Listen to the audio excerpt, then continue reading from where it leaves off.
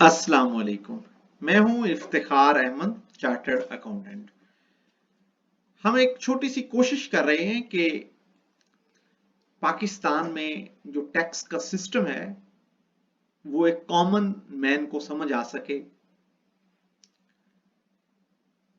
इसके लिए जरूरी नहीं है कि आप एक फाइनेंस बैकग्राउंड से ही ताल्लुक रखते हो या आप चार्टर्ड अकाउंटेंट ही हूं तो तभी आपको टैक्स की समझ आएगी। बल्कि अगर आप एक तालब इल्म हैं, आप एक कॉम्पिटिटिव एग्जाम्स की तैयारी कर रहे हैं या आप एक बिजनेसमैन हैं, तब भी आपको टैक्स की जो बेसिक अंडरस्टैंडिंग है उसको समझना बहुत जरूरी है। और हम अपने तई एक कोशिश करेंगे कि आपको टैक्स की चीजें बहुत आसानी से समझ आ जाएं। बुनियादी तौर पर जो पाकिस्तान में जो टैक्स इकट्ठा करने की जो जिम्मेदारी है वो एफबीआर की है, जिसका आपने बड़ा नाम सुना होगा मीडिया में भी और हेडलाइंस में भी। ये बुनियादी तौर पर रेवेन्यू डिवीजन के अंदर आता है, फाइनेंस मिनिस्ट्री के अंदर फेडरल गवर्नमेंट का ये इदारा है। ये जो टैक्स इकट्ठा करता है ये दो तरह से इसके टैक्सेस होते हैं। एक ये टैक्स को कहते हैं डायरेक्ट टैक्स और दूसरे को कहते हैं इनडायरेक्ट टैक्स।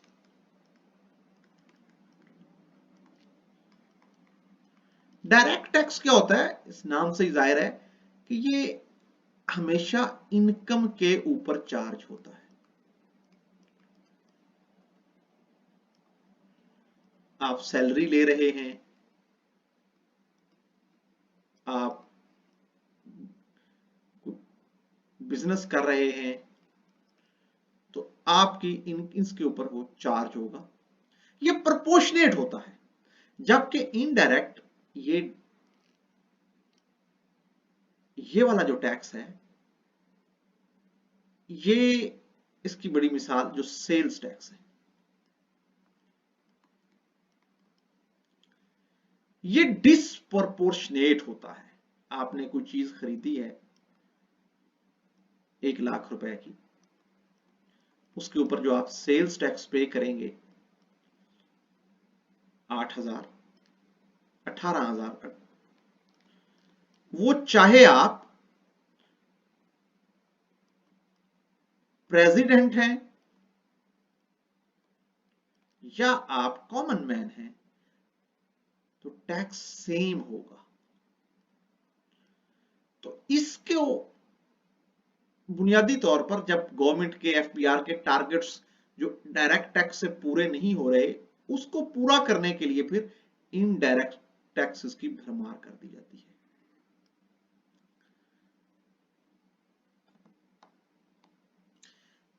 अब हम आगे जाके देखेंगे कि अब डायरेक्ट टैक्स और इनडायरेक्ट टैक्स किस तरह चार्ज होते हैं, क्या चीज डायरेक्ट टैक्स में आती है, क्या इनडायरेक्ट होता है, उसकी चार्जेबिलिटी किस तरह होती है, इनपुट टैक्स क्या होता है सेल टैक्स के अंदर, आउटपुट टैक्स कैसे कैलकुलेट होता है, डायरेक्ट टैक्स में आगे डिफरेंट कौन कौन सी टाइप्स हैं, इसको हम डिटेल से भी स्टडी करते हैं।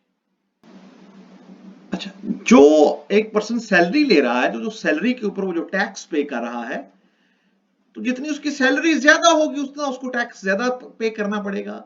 एक बंदा बिजनेस कर रहा है तो बिजनेस के प्रॉफिट के ऊपर उसको जो टैक्स देना पड़ेगा वो इनकम टैक्स कहलाएगा। जबकि इनडायरेक्ट टैक्स में ऐसे नहीं होता। आपने कोई भी चीज मार्केट में परचेज की है तो उसके ऊपर एक सेल्स टैक्स चार्ज किया जाएगा। मिसाल के तौर पर आपने बाटा से शूज परचेज किए हैं, उस जो उसकी वैल्यू है वो अगर 10,000 के शूज परचेज किए हैं, उसके ऊपर जो सेल्स टैक्स होगा वो 18% के हिसाब से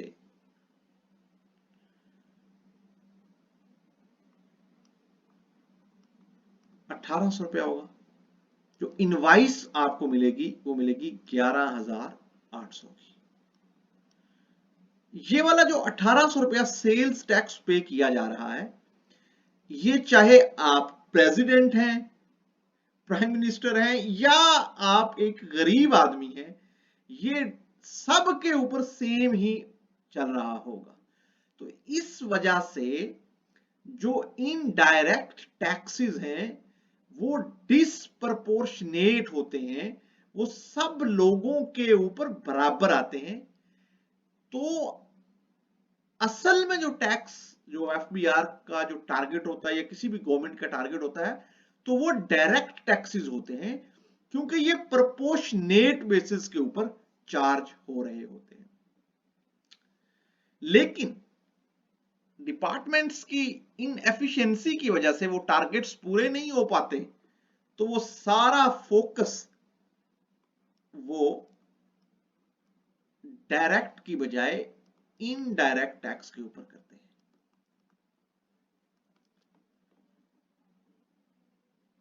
फिर गवर्नमेंट कई दफा इसके अंदर फेयरनेस लाने के लिए कुछ ऐसी चीजें करती है जिससे थोड़ा सा पता चले कि इसके अंदर जो फेयरनेस का एलिमेंट है। फॉर एग्जांपल, जो इंतहाई एसेंशियल आइटम्स होंगी, जैसे खाने पीने की चीजें हैं, एग्स हैं,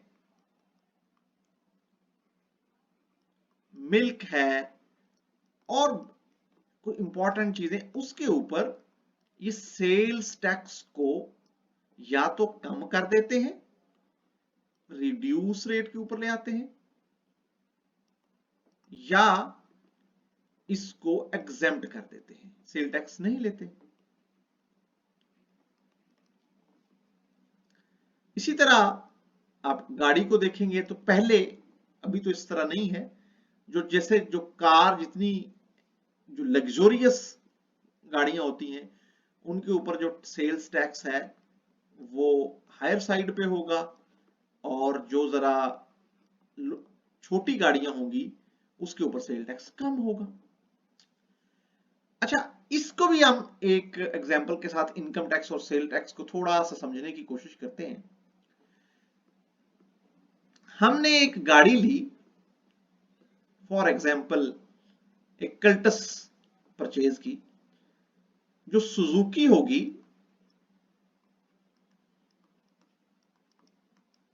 वो एक इनवाइस इशू करेगी कस्टमर को।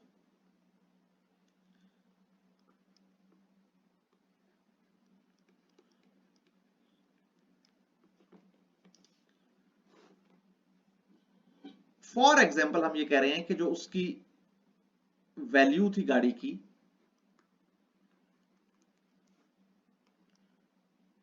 वो थी 40 लाख,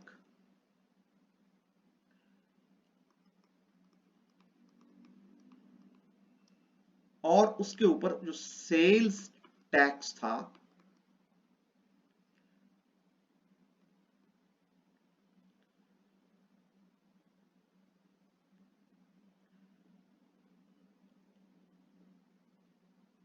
वो, उसके ऊपर सेल टैक्स उसने चार्ज किया। फॉर एग्जांपल हम ये कह रहे हैं 7,20,000। जो टोटल कस्टमर उनको पैसे देगा वो देगा 47,20,000। अब ये जो कस्टमर ने जो सेल, ये वाला जो 7,20,000 रुपया है, ये कस्टमर ने पे किया है, और ये इनकम सुजुकी की नहीं है। सुजुकी के 4 मिलियन ही है, लिए तो उसने 4.7 मिलियन, लेकिन उसमें से 7,20,000 रुपया वो सेल्स टैक्स की मद में गवर्नमेंट को जमा करवा देगा। तो ये 7,20,000 हो गया कस्टमर के लिए इनडायरेक्ट टैक्स।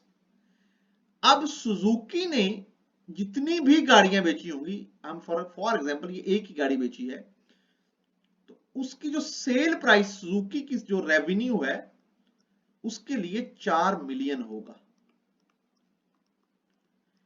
इसमें से वो अपनी कॉस्ट ऑफ सेल वो माइनस करेगी, फॉर एग्जांपल वो है 3 मिलियन।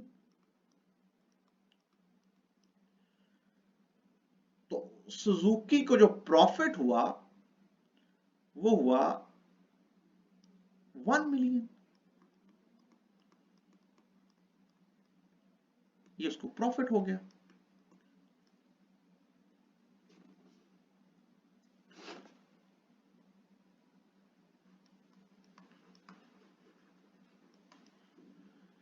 अब इसके ऊपर सुजुकी 29% टैक्स देगी।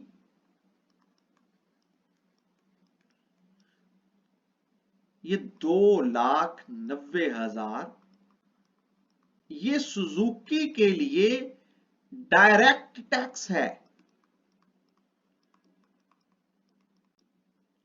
तो इस सारी ट्रांजैक्शन के अंदर जो भी आपने देखी सुजुकी की गाड़ी की, तो उसमें जो 7,20,000 रुपया सेल्स टैक्स था, ये कस्टमर ने पे किया, इसका सुजुकी के साथ कोई ताल्लुक नहीं था। और सुजुकी ने जो पैसा कमाया, जो 4 मिलियन उसकी सेल प्राइस थी, उसमें से उसने जितना उसका पैसा लगा उसमें माइनस करने के बाद जितना उसको प्रॉफिट हुआ उसके ऊपर उसने टैक्स दिया, वो 2,90,000 रुपया हो गया। ये डायरेक्ट टैक्स हो गया। अब इसमें भी हम थोड़ा सा मजीद एक्सप्लेन करते हैं आगे, जो सेल्स टैक्स के ऊपर सेल्स टैक्स को किस तरह लेके चलते हैं।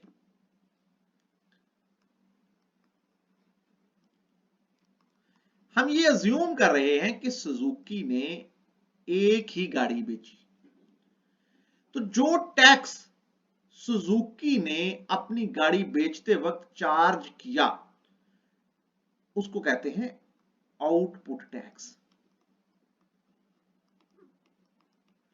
इस एग्जांपल में आपने देखा कि जो आउटपुट टैक्स था वो 7,20,000। क्या ये सारे का सारा ये गवर्नमेंट को जमा करवा देगा?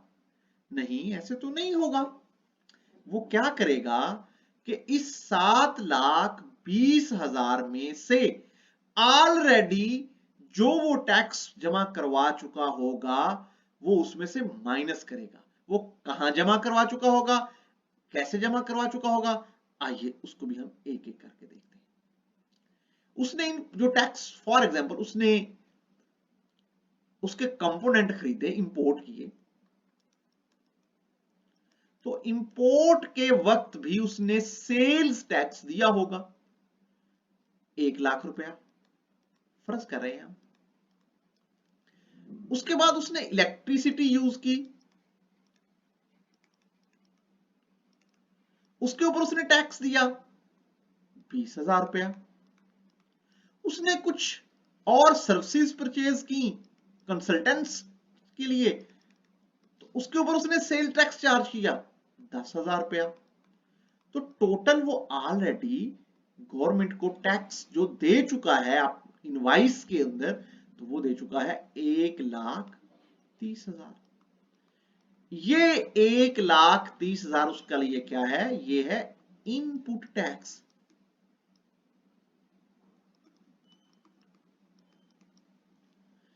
ये 1,30,000 रुपया वो माइनस करेगा, बाकी रिमेनिंग अमाउंट अपनी सेल्स टैक्स की रिटर्न के साथ 5,90,000 रुपया वो जमा करवा देगा।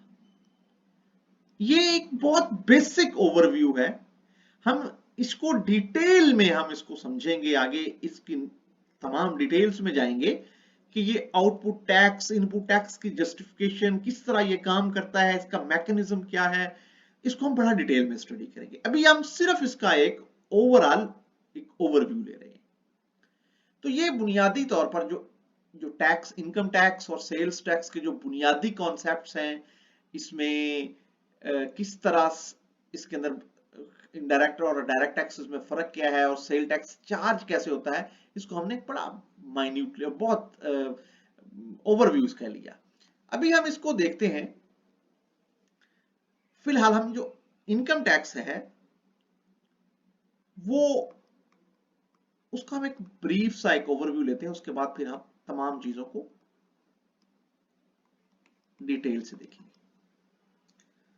अच्छा, बुनियादी तौर पर इनकम टैक्स में भी ये दो चीजें होती हैं, दो कॉन्सेप्ट्स होते हैं, दो तरह से ये टैक्सेशन इसकी हो रही होती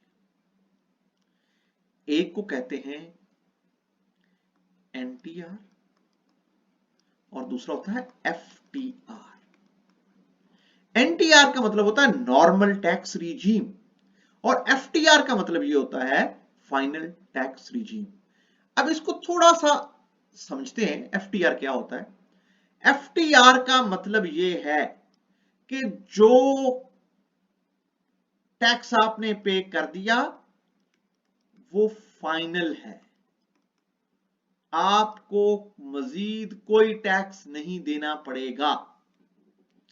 मसलन आपने बैंक में पैसे रखवाए जिसकी वजह से आपको बैंक प्रॉफिट हुआ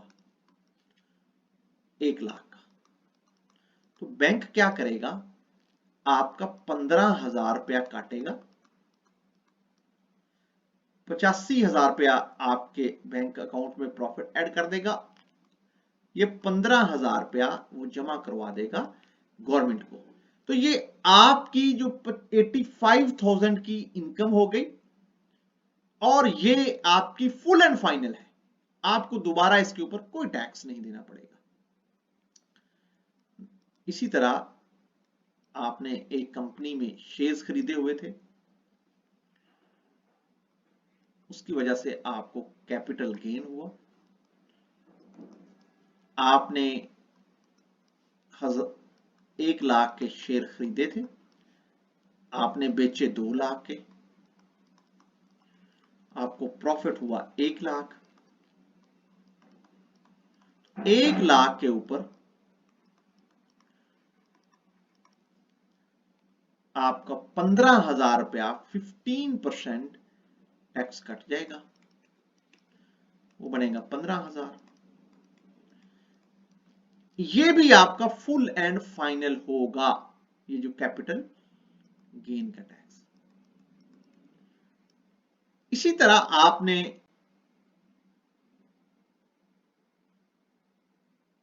किसी कंपनी के शेयर्स खरीदे थे, वहां से आपको डिविडेंड मिला, तो ये भी फुल एंड फाइनल होता है। इन केस में जो हम एफटीआर बात कर रहे हैं, इस केस में कोई एक्सपेंस अलाउ नहीं होता। जो आपकी ग्रॉस इनकम होती है उसी के ऊपर ही टैक्स लगता है।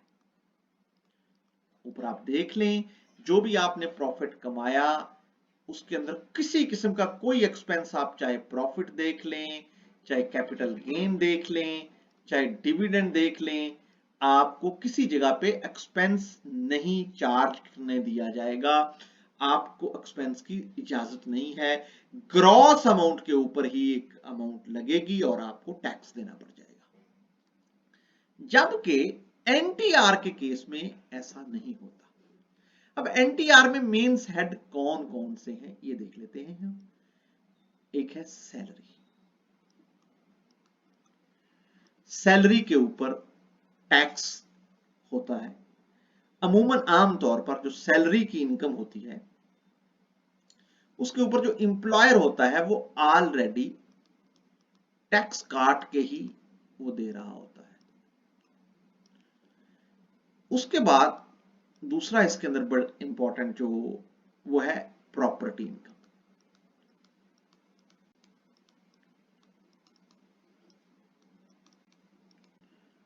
आपने प्रॉपर्टी रेंट पे दी हुई है तो उसके ऊपर जो आपको पैसे मिलेंगे वो उसको प्रॉपर्टी इनकम कहते हैं, वो भी एनटीआर का पार्ट है।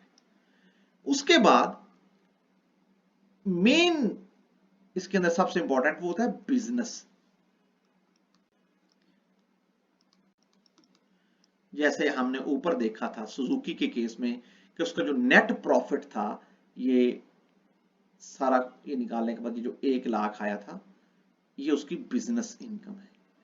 बिजनेस इनकम ये बड़ा डिटेल में हम इसको स्टडी करेंगे कि बिजनेस में कौन कौन से एक्सपेंसेस अलाउ होते हैं और जो नेट इनकम बचती है जिसको टैक्सेबल इनकम कहते हैं वो कैसे कैलकुलेट की जाती है, उसको हम डिटेल में आगे देखेंगे। फिलहाल हम इसका सिर्फ हेड्स देख रहे हैं।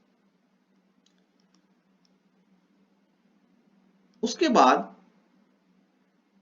इसके अंदर आता है कुछ कैपिटल गेन्स भी इसमें शामिल होते हैं। इसमें आपने कंफ्यूज नहीं होना कि इधर भी मैंने कैपिटल गेन बताया था।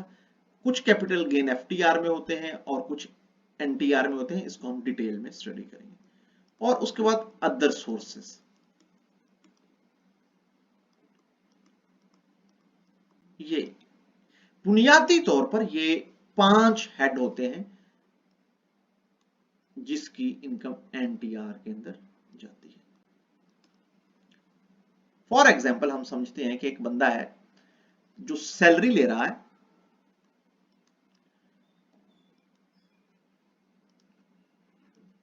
एक इंडिविजुअल है, उसकी क्योंकि कंपनी की तो सैलरी नहीं हो सकती, एओपी की भी सैलरी नहीं हो सकती, तो एक इंडिविजुअल है, उसकी सैलरी है 1 मिलियन।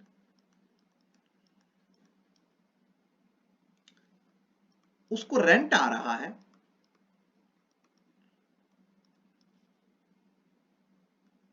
5 लाख। उसने जो बिजनेस इनकम उसने बिजनेस किया पूरे साल में, जो बिजनेस इनकम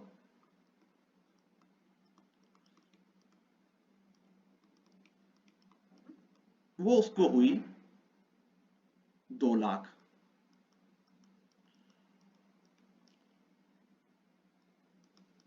अदर सोर्सेज में उसको आया 1 लाख। तो ये जब एक चीज हम और ऐड कर लेते हैं, उसको डिविडेंड मिला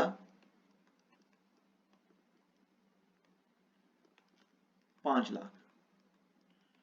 अब उसकी टैक्सेशन कैसे होगी? जैसे हमने पहले पढ़ चुके हैं कि जो डिविडेंड है ये एफटीआर की इनकम है, इसके ऊपर जो टैक्स कट गया उसके लिए फुल एंड फाइनल हो गया। ये बाकी जो इनकम है उसके लिए ये एफटीआर की बजाय एनटीआर की इनकम्स है, इसका सबका टोटल हो करेंगे।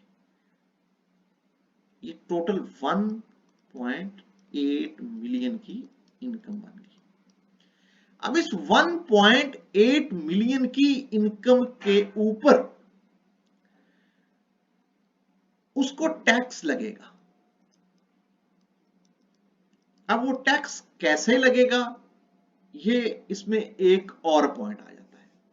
टैक्स उसको स्लैब रेट के ऊपर लगेंगे। अब स्लैब रेट, क्योंकि ये इंडिविजुअल है तो स्लैब रेट भी 2 तरह के हैं। एक स्लैब रेट है सैलरी का और दूसरा है slab rate other than salary.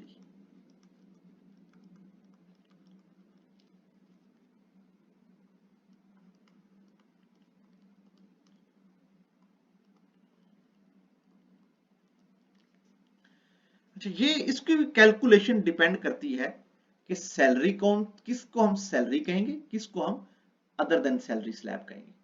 क्योंकि सैलरी के जो स्लैब रेट्स हैं उसमें टैक्स कम है, लोअर साइड पे, यहां पे थोड़ा सा टैक्स हायर साइड पे है। तो अब इसका डिसीजन किस चीज के ऊपर होगा? इसका डिसीजन होगा अगर हमारी किसी भी इंडिविजुअल की सैलरी की इनकम टोटल इनकम का 75% हो, ये टोटल इनकम आ गई।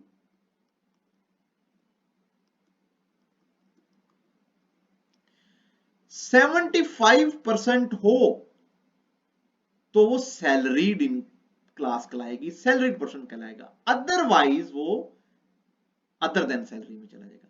अब हम अब डिवाइड करें इस केस को, अगर हम देखें, अगर आप 1 मिलियन को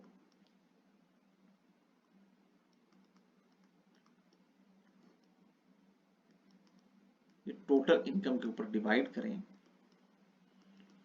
तो इसका जो आंसर है वो 75% से कम आएगा। ये लेस देन 75% है।